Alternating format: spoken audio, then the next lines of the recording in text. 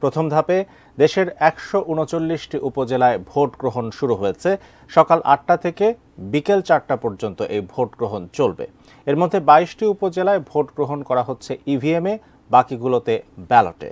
১৫২ উপজেলায় ভোট গ্রহণের কথা থাকলেও ৫ উপজেলায় চেয়ারম্যান, ভাইস চেয়ারম্যান ও মহিলা ভাইস চেয়ারম্যান আগেই বিনা প্রতিদ্বন্দ্বিতায় নির্বাচিত হয়েছেন।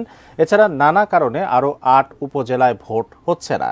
তাই এ ধাপে ১৩৯ উপজেলায় ভোট হচ্ছে। দেশের ৪৯৫ উপজেলায় এবার নির্বাচন হচ্ছে ৪ ধাপে।